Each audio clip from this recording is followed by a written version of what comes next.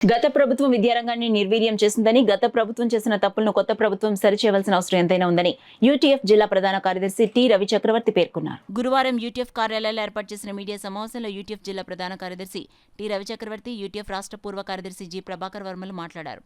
గత ప్రభుత్వం హయాంలో విద్యారంగాన్ని పూర్తిగా నిర్వీర్యించడం జరిగిందని, వాటిని కొత్త ప్రభుత్వం సరిచేయాలని కోరారు. ఈ సమావేశంలో యూటీఎఫ్ జిల్లా కార్యవర్గ సభ్యులు సిహెచ్వి రమణ, యూటీఎఫ్ జిల్లా కార్యదర్శి ఆర్ జయప్రకాష్, యూటీఎఫ్ కుటుంబ సంక్షేమ పథకం ప్రధాన కార్యదర్శి ఎన్ గోవిందరాజులు, సామర్లకోట మండల శాఖ అధ్యక్షురాలు ఎంబీఎన్ దేవి, పి జాన్, వి శ్రీ రామారావు తదితరులు పాల్గొన్నారు. విద్యార్థి మానసిక స్థితిగతులకు అనుగుణంగా ఉపాధ్యాయుడైతేనే మరి బోధన చేయగలుగుతాడు తప్ప ఈ ఇన్స్ట్రుమెంట్స్ ఏదైతే బోధనోపకరణాలు ఉన్నాయో, ఈ ట్యాబ్లో లేదనుకుంటే రకరకాల ఈ కంటెంట్లు ఇవన్నీ కూడా విద్యార్థి మానసిక స్థితిని బట్టి బోధన అనేటువంటిది ఉండదు. వాళ్ళు ఏకపక్షంగా చెప్పుకుని వెళ్ళిపోయేటువంటి పరిస్థితి ఉంటుంది తప్ప అది ఎప్పుడు కూడా సక్సెస్ అయినటువంటి విధానం లేదు.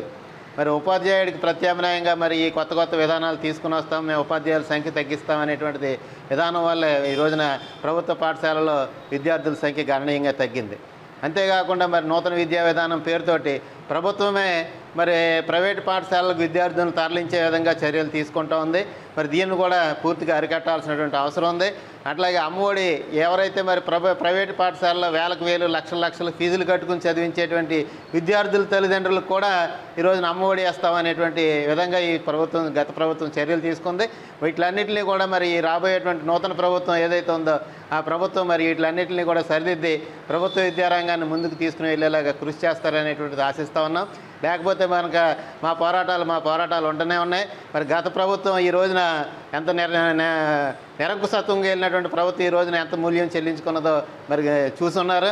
అట్లాగే ఈ ప్రభుత్వం కూడా మరి ప్రజా వ్యతిరేక విధానాలు, ప్రభుత్వ ఉపాధ్యాయ వ్యతిరేక విధానాలు చేపట్టినట్లయితే మరి గత ప్రభుత్వానికి పట్టిన గతే ఈ ప్రభుత్వానికి కూడా పడుతుంది అనేటువంటిది మొట్టమొదటిగానే హెచ్చరిక చేస్తున్నాం. వాళ్ళ విధానాలు రూపొందించుకునే అంశంలో ఆ రకమైనటువంటి విధానాలు పాటించాలనేటువంటిది ఈ సందర్భంగా తెలియజేస్తున్నాను. పోరాడిన ఉద్యోగుల మీద కేసులు పెట్టారు.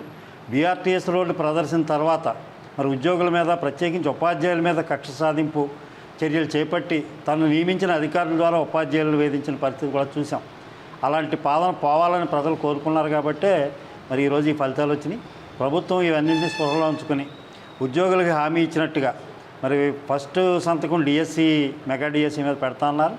దాన్ని నిలబెట్టుకుంటూ మరి ఉద్యోగులకు సంబంధించి పీఆర్సీ కానీ మరి ఇతర హామీలన్నీ కూడా వెంటనే చేస్తామని చెప్పారు. అవన్నీ కూడా ఆచరణలో తీసుకురావాలని చెప్పి ప్రభుత్వాన్ని కోరుతా ఉన్నాం.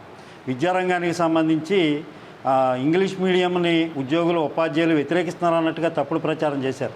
తెలుగు మీడియం కొనసాగాలని కోరాము.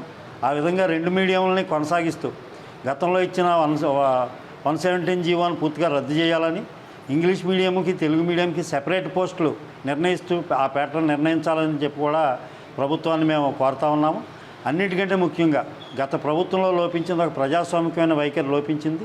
సంఘాల నాయకులను ఎప్పుడు కూడా చర్చలకు పిలిచి మాట్లాడిన పరిస్థితి లేదు. మరి ఈ ప్రభుత్వం దాన్ని సరిచేసుకుంటూ ప్రతి విషయంలోనూ సంఘాలను సంప్రదిస్తూ సంఘాలను కూడా ఆ రకమైన క్రెడిట్ ఇస్తూ సంఘాల ద్వారా మరి ఉపాధ్యాయుల్ని నడిపించే పని చేయాలనేది ప్రభుత్వాన్ని కోరుతూ మరి నెగిటివ్ ఓటు ద్వారా కాకుండా రాబోయే ఎన్నికల్లో మంచి చేసాము ఉద్యోగులకన్నా ఒక పాజిటివ్ ఓట్ని ప్రభుత్వం నిలబెట్టుకుంటుందని ఆశిస్తూ ఎన్నికైన ప్రభుత్వానికి శుభాకాంక్షలు తెలియజేస్తాను.